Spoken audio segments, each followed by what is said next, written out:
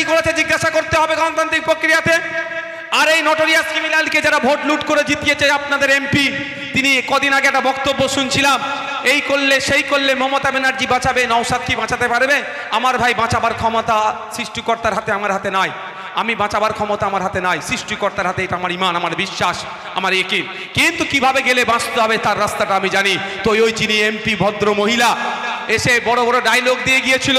এসআইআরে যখন আপনারা আতঙ্কিত, ভাঙড়ের মানুষ যখন আতঙ্কিত, একদিনের জন্য এসে অন্তত বলেছে এসআইআর নিয়ে ভয় পাবেন না, আমি মামলা করছি, বলেছে। তাহলে দ্বিচারিতা কে করছে বুঝতে পারছেন?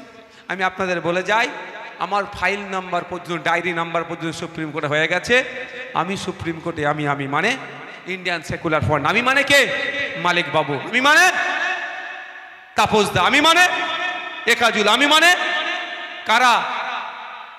আমরা, আমাদের পার্টির যে একটা সামান্য মেম্বার সেও, আর পার্টির চেয়ারম্যান, আমি মানে আমরা।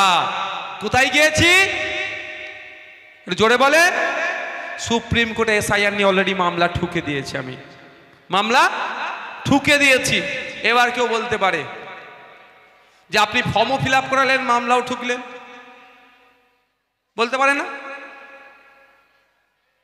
আমি এখন তো অর্ডার পাইনি যে আপনি, আমি তো ওই মামলা করেছি যে আপনি ফর্ম ফিল আপ করতে হবে না। সুপ্রিম কোর্ট যদি অর্ডার দিয়ে দিত তাহলে আমি ফর্মটা ছিঁড়ে ফেলে দিতাম। এখনো যেহেতু অর্ডার দেয়নি, আমি আপনাদের বলবো এই মমতা ব্যানার্জির মতো আমি কাজ করব না যে ফর্ম ফিল আপ করতে হবে না, দুদিন আগে বলবো এই সবাই করে না, ও কাজ আমি ভাই করব না।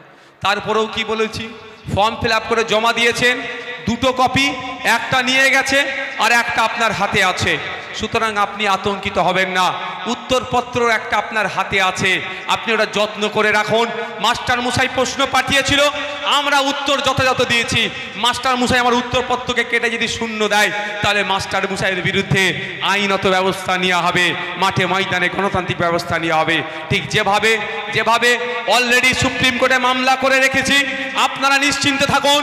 7 তারিখে খসড়া লিস্ট পাবলিশ হবে, আপনার নাম খসড়া লিস্টে আসবে। আর যদি বাই চান্স না আসে, ভয় পাওয়ার দরকার নাই, আপনার হাতে উত্তরপত্র আছে, ওই উত্তরপত্রগুলো সরাসরি ফুরফুরা শরীফে গিয়ে আমার হাতে দিতে পারেন, বা আপনাদের এখানে যারা নেতৃত্বরা আছে একটা জেরক্স কপি ওদের হাতে দিয়ে দিন। আপনি নাকে তেল দিয়ে ঘুমান, ওই বিএলও আর ওই মাস্টার মশাইকে আমরা বুঝে নেব, আপনার বিধায়ক বুঝে নেবে, আপনাদেরকে চিন্তা করতে হবে না, ভয় পাওয়ার কোনো দরকার নাই। আপনার বিধায়ক তো আছে নাকি? এই ভরসাটা আছে তো নাকি? কারা এই ভরসাটা করেন? হাত তুলুন তো, যে ভাইজান মাঝপথে ছেড়ে চলে যাবে না, ভাইজান দাঁড়িয়ে থেকে লড়াই করার ছেলেটা ভরসা আছে তো নাকি? যে ভাইজান আমাদের বিপদে ফেলবে না, এই ভরসা আছে তো নাকি? এই ভরসাটাই করে রাখুন, আমি কথা দিচ্ছি আপনাদের।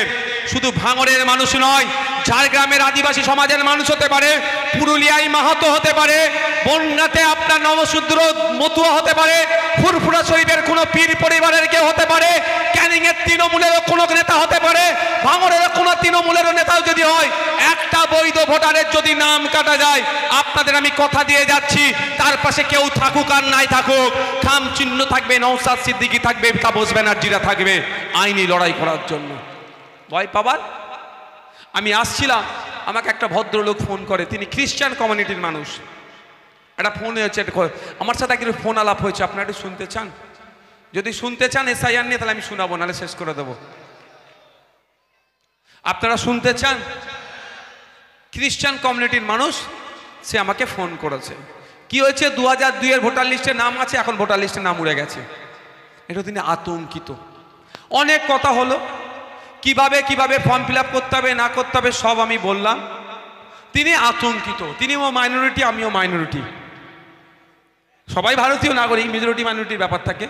আমি তাকে সব কথা বললাম, শেষে একটা কথা বলেছি, এই কথাই আমি আপনাকে শোনাতে চাই। শেষে যেটা বলেছি যে আপনি নিশ্চিন্তে থাকুন, আপনি ভারতীয়, আপনার কাছে ডকুমেন্টস আছে। আর্টিকেল 326কে যদি কেউ ভায়োলেট করে, আপনার পাশে কেউ থাকুক আর নাই থাকুক, আমি থাকবো, আমার পার্টি আপনার পাশে থাকবে। কাকে ফোন করেছে ভাই? ফোন করে কি বলেছে? ভাঙড়ের বিধায়ক বলছেন, এর থেকে বড় পাওনা আপনাদের কি আছে ভাই? এর থেকে বড় পাওনা কি আছে? এতদিন ভাঙড় মানে জগছুড়া নেতা, অধ্যাপিকাকে জগ ছুঁড়ে মেরেছিল, তার নাম হতো ও ও ও ও ওরে বাবা। ভাঙড় মানে কি খুনোখুনির জায়গা? কিন্তু এখন ভাঙড়ের নেতাকে ফোন কর, ভাঙড়ের বিধায়ককে ফোন করছে কিসের জন্য? প্রবলেম সলভের জন্য, সলিউশনের জন্য। এই ভাঙড় তো আমরা তৈরি করতে চাই। তাই বারবার বলি আমরা, আসল আমাদের কম্পিটিশন হোক ভালো কাজের। আমরা 5টা ছাত্রের হাতে বই পেন খাতা তুলে দিয়েছি, শাসক তুমি 10টা ছাত্রের হাতে তুলে দাও। আমরা 5টা মানুষকে রক্ত দিয়ে প্রাণে বাঁচতে সহযোগিতা করেছি, আপনি 10টা মানুষকে সহযোগিতা করুন। আমরা পড়াশোনার জন্য স্কলারশিপ দিচ্ছি 5 জনকে, আপনি 10 জনকে দিন। এইভাবে আমরা 5টা মানুষের কাজের ব্যবস্থা করে দিচ্ছি, আপনি 10টা মানুষের কাজের ব্যবস্থা করে দিন। এই কম্পিটিশন যদি আমাদের মধ্যে আসে, তাহলে ভাঙড় সর্বশ্রেষ্ঠ আসরে পৌঁছাবে। তার পরিবর্তে কি করছে? গ্রুপে লিখছে অমুক জায়গায় সন্ধ্যার পরে মিটিং হবে, বুথ থেকে 40 জন করে আসুন। শুনেন না কি লিখছে?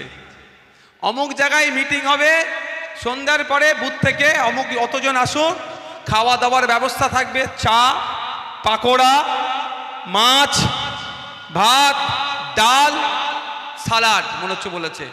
এই রকম বলে লোক জড়ো করার চেষ্টা হচ্ছে। আমি বলবো যদি আপনাদের কাছে অফার আসে আপনারাও যাবেন, খাওয়া কেউ ছাড়বেন না।